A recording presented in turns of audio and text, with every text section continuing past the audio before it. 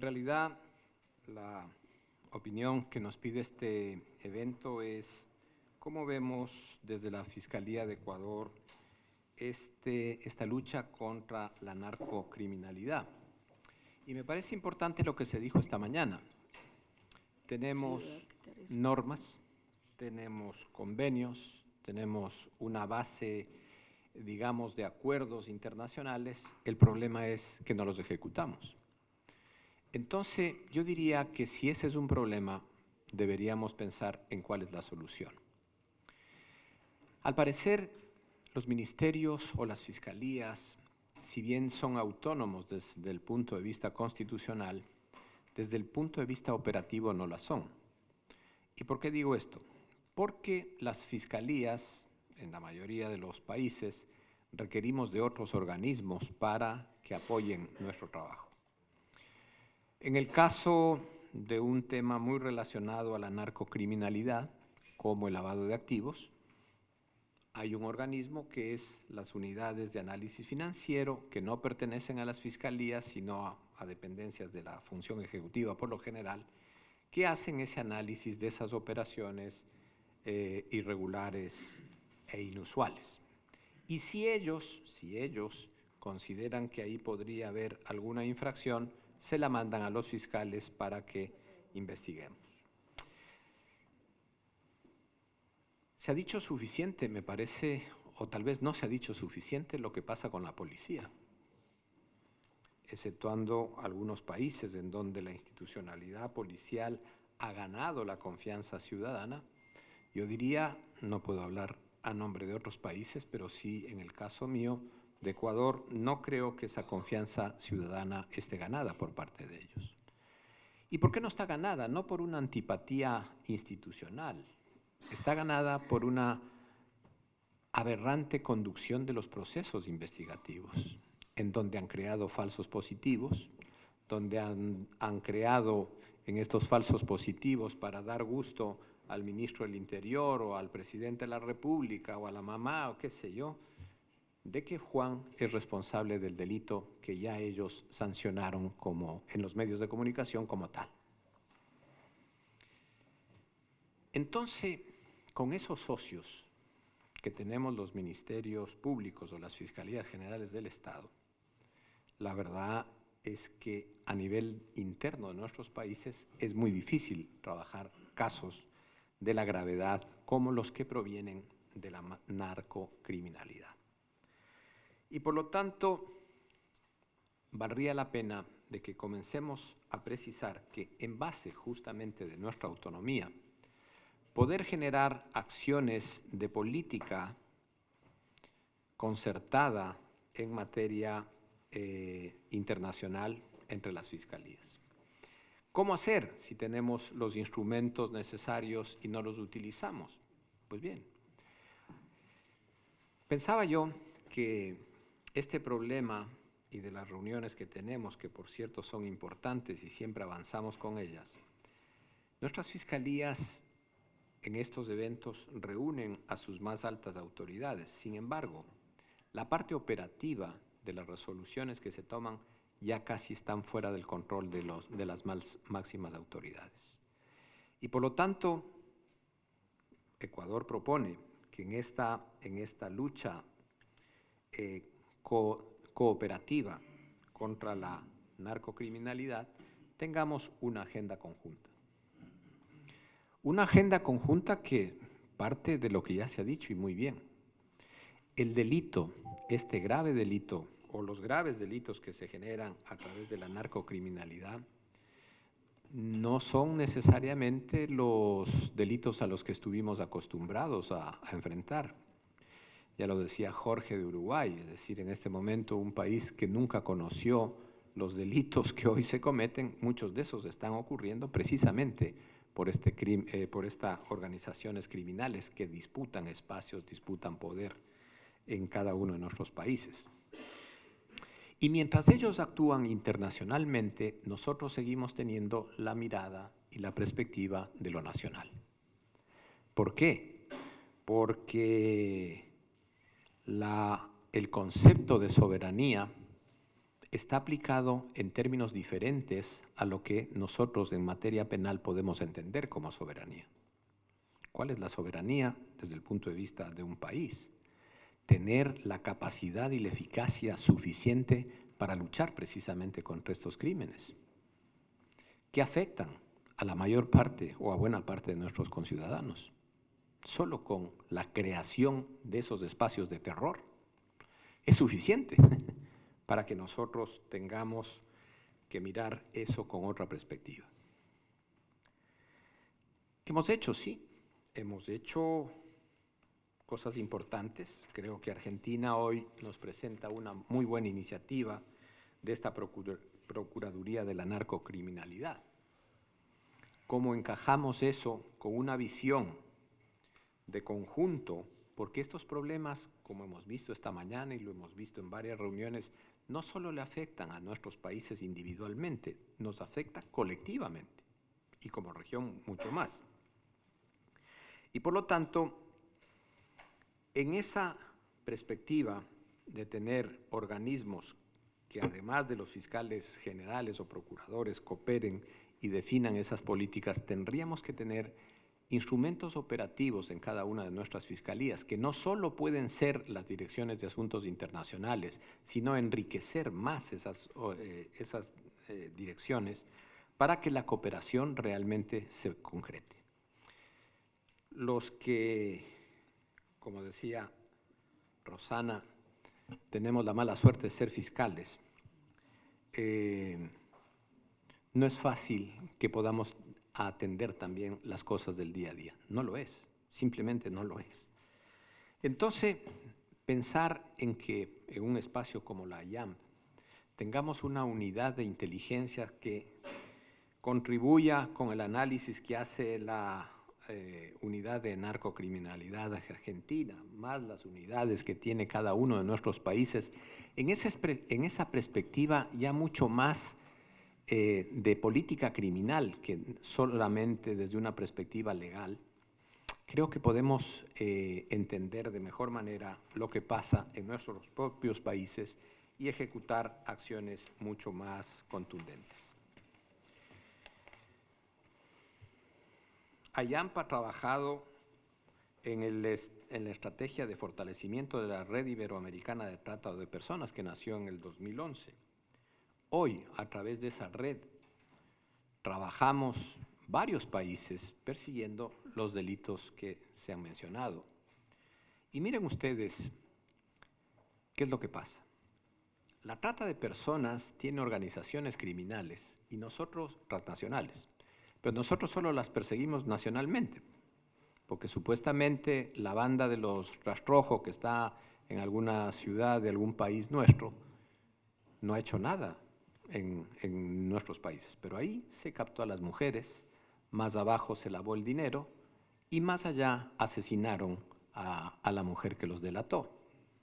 Entonces, ¿qué hacemos con nuestra perspectiva, comillas, soberana? De investigar solo al que mató en ese país. Vamos a investigar en el país donde se captaron a las mujeres y en el mejor de los casos investigar el país que detectó el lavado de esos activos. Es decir, frente a una estrategia transnacional, nosotros pretendemos enfrentarla desde una perspectiva nacional.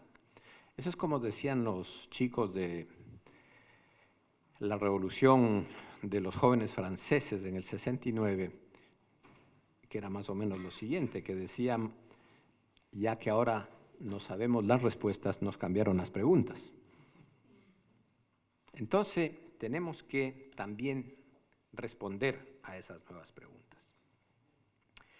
Hemos trabajado desde el punto de vista de trata de personas, yo diría en términos aceptables, pero es importante de que podamos identificar a través de inteligencia regional, de investigación de inteligencia regional, quiénes son esas bandas, dónde están, cómo esas bandas llegan a nuestros países, quiénes son los contactos en esos países, dónde se lava el dinero. Y para esto también tenemos que abordar otras cuestiones. El crimen transnacional es mucho más avanzado que los estados. Tienen la más alta tecnología como por ejemplo para el ciberdelito. ¿Qué hemos hecho en función de trabajar en conjunto sobre el ciberdelito? ¿Cuáles son los equipos que tenemos en conjunto? Hay países que por su hegemonía dan cátedra sobre esto, pero creo que no deben ser esos países, sino nosotros los que debemos hacer esto. Ciberdelincuencia relacionada absolutamente con el crimen organizado. ¿Cómo trabajamos ese tema? Una expectativa que deberíamos en las reuniones de IAM ir estructurando. La posibilidad de investigaciones conjuntas, sí. ¿Cuál es el problema de ejecutarlas? Si en su código de procedimiento penal o en el código penal, en el procedimiento seguramente, se prevé la investigación conjunta, me parece que no es necesario que tengamos normas inferiores a la que ya la ley nos permite, sino instrumentalizarlas. Pero claro, entonces ahí viene nuevamente el concepto de soberanía. Ese concepto de soberanía que nos dio límites a nuestros estados, que son absolutamente pertinentes para otros fines, no para el tema penal. Los límites que hoy tenemos de materia penal son diferentes a los límites territoriales que nuestros países tienen. Ecuador limita con Brasil. ¿Por qué razón? No tenemos contacto territorial, pero obviamente una economía como la brasilera que demanda cada vez más productos prohibidos, muchos de esos productos prohibidos pasan por el territorio ecuatoriano y seguramente se lavan en cualquiera de nuestros otros países. Si cooperamos y trabajamos en lugar de limitar nuestra soberanía, la estamos ampliando. Creo que no necesita mayor profundidad esa aplicación. Nosotros limitamos con México, delincuencialmente, permanentemente o en forma más o menos, no permanente, pero en forma más o menos reiterada, aterrizan aviones que proceden de matrículas mexicanas, transportando estupefacientes, transportando dinero, en fin. Y tengo que trabajar con México, porque México es mi vecino para enfrentar esos delitos, y de hecho lo hacemos. Por lo tanto, si nosotros lograríamos hacer cambiarnos ese chip sobre el tema de la soberanía, vamos a concluir que cooperando internacionalmente vamos a ser más soberanos de lo que somos ahora. No menos soberanos, más soberanos. Y por lo tanto hay que seguir en un esfuerzo en esa perspectiva.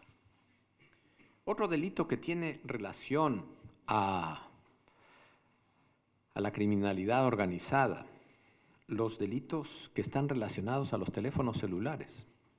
Ustedes me dirán, ¿pero qué tiene que ver que te roben un teléfono celular? De las investigaciones que realizamos con Colombia, esos teléfonos que se roban en nuestros países llevan todo un proceso que inclusive pasa por Argentina y terminan en Japón para ser reactivados y ser utilizados por el crimen organizado. Pero claro, por nuestro concepto soberano, solo agarramos y metemos preso al que se robó el celular, pero no vamos más allá de por qué se robó ese celular y, en fin. Por lo tanto, ahí cabe también una cooperación mucho más integral.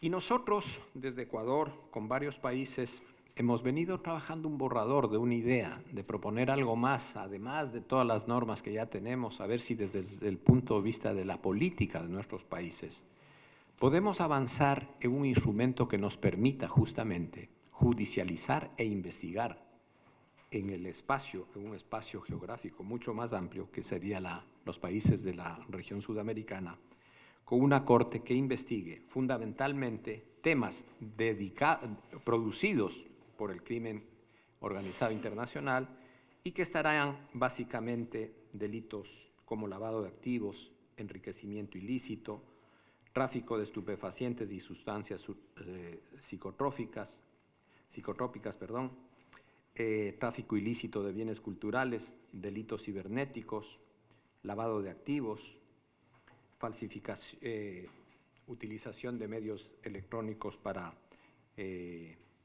captar información, recursos, en fin, que podrían ser materia de este tratamiento. Mucho más internacional, no creando burocracias, sino generando una sinergia positiva de todos los activos que tenemos. No necesitamos una policía para UNASUR, tenemos los órganos policiales establecidos en nuestros propios sistemas que deberán cooperar con la investigación de estos delitos. Delitos que tienen como prerequisito fundamentalmente que sean de crimen organizado, primero, y segundo, que el efecto de ese delito, o sea, la consecuencia de ese delito tenga efecto en 2 o más países. En el caso que propusimos de la trata de personas, vamos a investigar a quienes están detrás de la trata de personas y no solo vamos a procesar a los peones que ejecutan la tarea. Si eso es válido para la trata de personas, es válido para el resto de delitos. Muy bien se ha dicho aquí. El tráfico de estupefacientes. O sea, agarramos a las mulas, que además son víctimas. Porque en nuestro caso, por ejemplo, en Ecuador, la mayor cantidad de personas presas que transportaban drogas eran mujeres en situaciones de absoluta precariedad. Es decir, que el narcotráfico agarra a esas personas socialmente vulnerables para convertirlas en vehículos del transporte y enriquecimiento de sus organizaciones. Ninguno de ellos está preso, ninguno.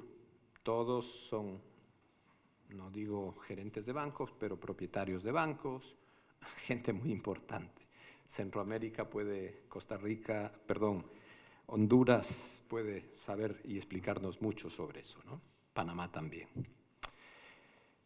Bien, entonces, queridos amigos, con esto concluyo. Ojalá podamos seguir en este esfuerzo. Sin duda, esta reunión sale ya del diagnóstico, me parece, y queremos ir más hacia la propuesta. Lo que hemos recibido esta mañana de las intervenciones de los colegas fue exactamente propuestas muy específicas que me parece que debemos irlas operativizando. De tal manera que cuando podamos llegar a la Asamblea General de la IAM, llevemos ya cosas muy concretas como parte de las resoluciones de esta reunión que nos permita tomar decisiones ya en el campo de lo político institucional de nuestras fiscalías para ser ejecutadas. Y finalmente quisiera decir lo siguiente. La Fiscalía Argentina, igual que en su momento la Fiscalía Brasilera y lo que puede pasar en cualquier lado de nuestros países, siempre estará amenazada su autonomía. Y la IAMP, en este caso, ha reaccionado en forma legítima porque ha utilizado sus propios estatutos para defender esa autonomía. Pero la autonomía no es solo decir que en la Constitución se garantiza esa autonomía. Es mucho más que eso. Es mucho más crear una verdadera capacidad de investigación dentro de su propio sistema. Y permítame, siempre comparo a la Fiscalía con una universidad. La universidad luchó siempre por su autonomía. ¿Y cuál era en esencia la autonomía que pedían las universidades? Ser capaz de investigar lo más ampliamente posible la ciencia. Y creo que en el caso de las fiscalías es eso, es decir, nosotros fundamentalmente lo que queremos es tener esa capacidad y esa autonomía para fiscalizar, para investigar. Y que no sean órganos que tienen intereses diferentes al de la justicia los que manipulen, impidan, obstruyan y finalmente garanticen la impunidad. Argentina acaba de dictar una sentencia histórica sobre quienes estuvieron vinculados al Plan Cóndor. ¡Qué bien! Pero el Plan Cóndor se ejecutó en varios de nuestros países, incluido Ecuador. Pero quienes están vinculados a ese Plan Cóndor son gente poderosa, o fue gente poderosa, que es difícil procesarlo. Sin la cooperación internacional, sin el refuerzo y sin el refuerzo investigativo y sobre todo sin el aliento que podemos tener en estas reuniones para nuestras investigaciones, nuestro trabajo se convierte difícil, pero se torna en mucho más llevadero desde la perspectiva de que sabemos que tenemos en toda la región un equipo que puede sustentar las investigaciones que cada uno de nuestros países llevan con solvencia, con independencia, con gran capacidad técnica. Y muchas veces tenemos que recurrir a esa asistencia penal internacional porque precisamente los ejecutores de asesinatos, los ejecutores de ejecuciones extrajudiciales, los responsables de desapariciones forzadas son miembros de la función pública, concretamente militares y policías. Y no cabe que esos militares y policías, que fueron los que institucionalmente causaron el problema, sean los que investiguen, porque si eso es así, de antemano ya sabemos la respuesta. Así es que debemos seguir adelante. Ojalá que en las declaraciones que de esta jornada podamos impulsar conste esa vocación fundamentalmente de cooperación en el campo más amplio de nuestros trabajos y con la certeza de que eso no limita nuestras soberanías, sino que las incrementa. Muchas gracias.